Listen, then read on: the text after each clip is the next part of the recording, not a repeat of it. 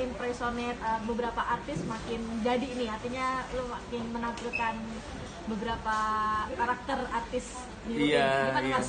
Ya alhamdulillah, maksudnya gue bisa belajar juga dari master impersonate yang lainnya.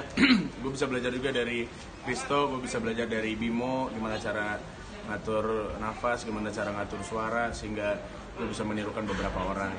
Agak sulitan nggak sih? Kan agak susah ngikutin karakter. Kebetulan kan di konten yang kita bikin di YouTube, How to Become itu, memang kita bedah satu-satu. Jadi kalau ngikutin suara ini tuh apa yang harus dilakukan, step-stepnya gimana. Terus juga selain langkah-langkah kan kita juga ingin mengajak orang yang nonton untuk ngikutin juga kayak gitu. Di situ semua dibahas. Paling susah siapa ngikutin artis?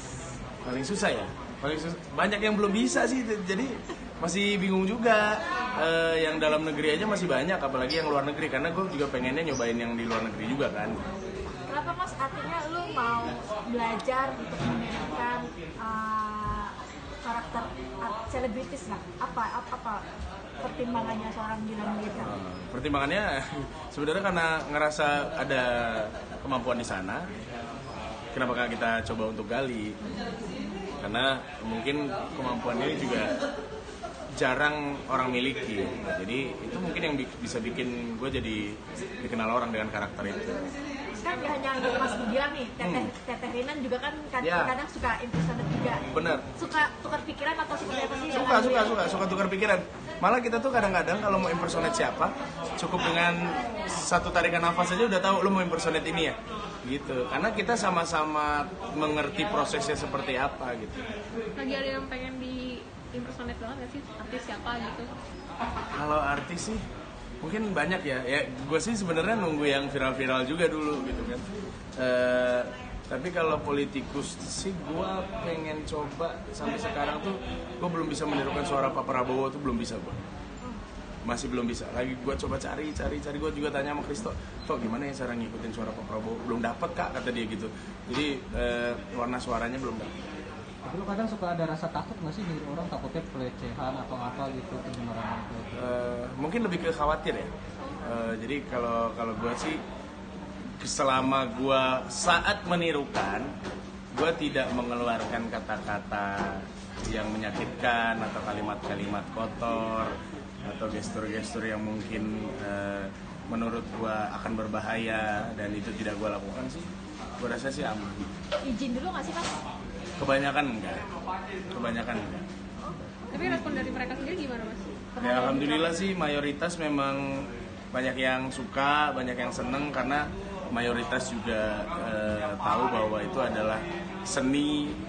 Dan ada pepatah di Amerika yang mengatakan seni impersonasi itu adalah pujian yang bisa diberikan oleh orang, dan itu adalah pujian tertinggi bagi artis tersebut.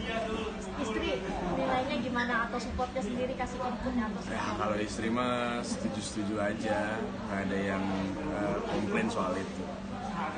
Oke, pernah dapat bulian atau dari ketidakterimaan para fans yang lu impersonate? Ada juga. Cuman ya tadi gue berusaha untuk ngasih tahu dengan cara gue sendiri bahwa apa yang gue lakukan itu adalah bukan untuk ngata-ngatain.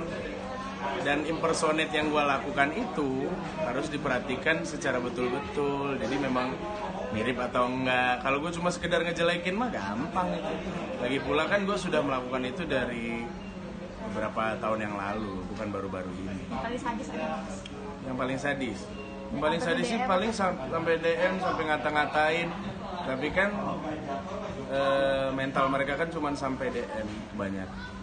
Lu nggak lu laporin? Enggak lah. Kalau ketemu langsung, gue juga mau ngomong. Maksudnya gue harus menjelaskan secara langsung. Nggak akan gue apa-apain.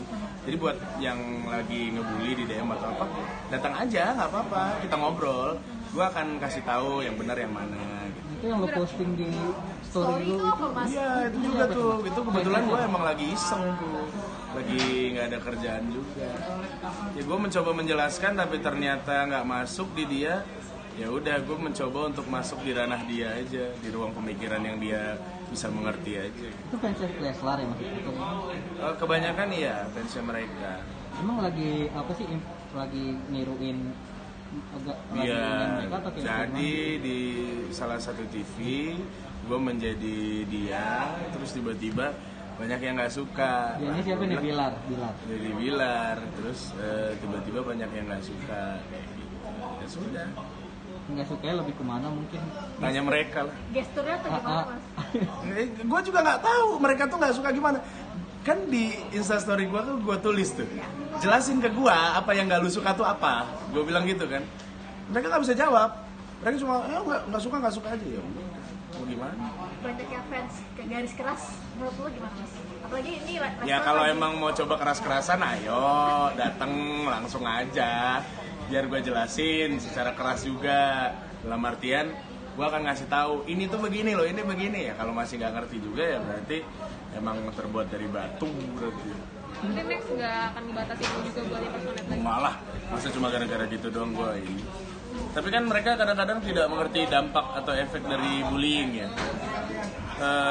Karena ibaratnya gini, gue ngikutin satu artisnya biasa aja atau ketawa-ketawa, tapi yang heboh kan yang pendukung-pendukungnya, sehingga mereka akhirnya ngebully orang lain. Maksud gue dampak dari bullying itu tuh bahaya. Di Korea sampai ada yang bunuh diri karena nggak kuat mentalnya.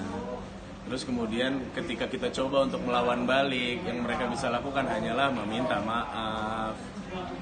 Jadi coba deh ditempatkan posisinya itu menjadi posisi orang tersebut sebelum ngomongin orang lain. Tapi ya sudahlah, kemarin gue juga mendapatkan nasihat dari Habib Lutfi, suaminya Kartika Putri. Habib siapa? Yahya ya. Habib Yahya. Nah, intinya dia bilang kalau kita kesel gara-gara ulah orang ngebully begitu, udah tenang aja, berarti pahalanya dia buat kita. Berarti sekarang lebih menghindar kasih mas untuk apalagi kemarin sempat di DM juga sama Leslar fansnya atau Gua nggak menghindar, cuma gua kalau lagi malas ngeladenin gua malas, kalau lagi pengen ngeladenin gua ladenin. Jadi bahan lucu aja ketawa buat tuh ya mas? Ya, kadang bahan buat lucuan, kadang emang buat bahan melatih mental dan kesabaran. Tapi semengerikan itu nggak sih fans-fansnya Leslar? Ya ini kan emang wah gimana banget nih lagi kan. Menurut lo gimana? Iya. Menurut lo? Kalau menurut gua enggak. Kenapa gimana? Ya biasa aja lah, mereka kan cuma mengidolakan, tapi menurut gua memang harus diedukasi. Jadi kan di saat mereka nggak suka kayak ini tuh hajarnya tuh nggak cuma satu orang, banyak kan. Tapi ya itu tadi, ada yang bilang ternyata bukan fans sejatinya. Gua nggak ngerti konsep fans sejati atau nggak sejati. Yang setahu gua kalau fans ya udah fans gitu aja. mendukung ya mas? Pendukung. Kenapa giliran mendukung dibilang fans, giliran dia sudah menghujat dan merugikan dibilang bukan fans sejati. Jadi gara-gara sempat niruin Bilar itu Instagram Mas Gilang jadi rame sama fans-fans Leslar gitu mas? Kemarin sempat beberapa rame, tapi ya memang sebelumnya Instagramku juga sudah ramai dengan beberapa karyaku juga. Jadi jangan seolah-olah rame gara-gara itu juga, ntar dibilang panses. Intinya adalah gimana caranya kalau hidup ini di dunia ini ya banyak-banyakin ngumpulin pahala lah. Ya tapi kalau mau bagi-bagi pahala ke kita juga boleh. Oke. Mas Gilang terima kasih banyak loh.